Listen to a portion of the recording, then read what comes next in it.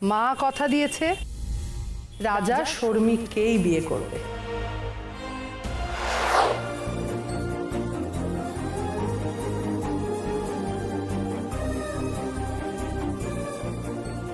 না না, এসব আবার কেন আন্টি? তুমি যে আমাকে এত ভালোবাসো, এটাই তো আমার জন্য অনেক। অনেকদিন পর দেখলাম তো, একটা কিছু দিতে ইচ্ছে করলো তাই দিলাম। তুমি তো কথা দিয়েছো যে আমার শর্মিকে তুমি তোমার ঘরের বউ করবে। জানোই তো আজকালকার যুগের ছেলে মেয়েদের মতি গতি, ওরা বাবা মা দেওয়া কথা যে রাখবে এরকম গ্যারেন্টি তো নেই। ও কি ভাবছে, ওর মনে কি চলছে? আমার রাজার মনে থাকে শুধু ওর মা। মা কথা দিয়েছে রাজা শর্মিকেই বিয়ে করবে।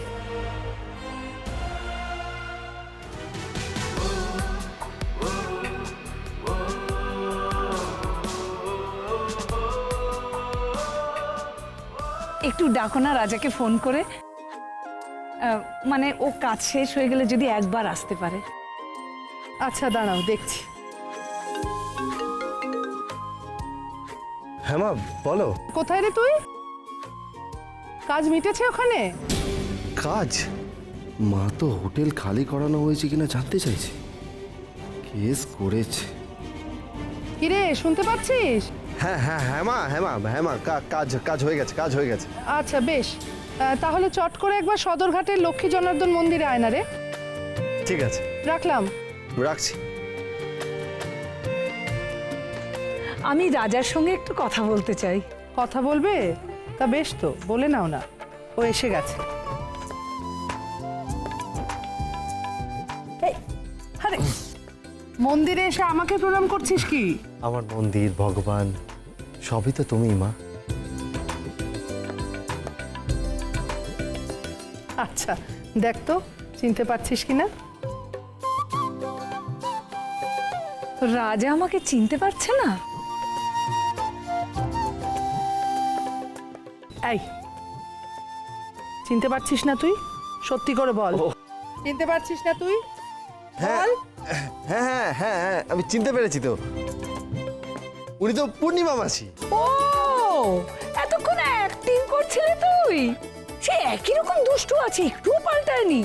তাই আমি ভাবছিলাম যে তোর পূর্ণিমা মাসিকে তুই কি করে ভুলতে পারিস।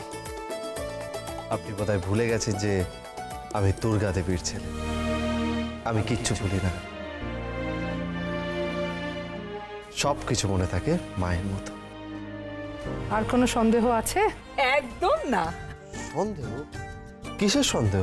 আরে পূর্ণিমা তোকে অনেকদিন পরে দেখছে তো, তাই ওর মনে একটু সন্দেহ হচ্ছিল যে তুই এখনো আমার বাধ্য আছিস কিনা, আমার কথা শুনে চলিস কিনা।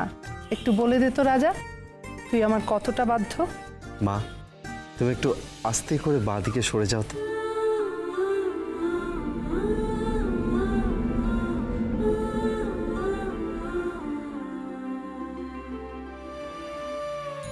হনুমানজি বুক চিরে শ্রী রামচন্দ্রকে দেখিয়েছিলেন। আমি তো আর বুক চিরে দেখাতে পারবো না, তাই আমার বুকে মা লেখা আছে।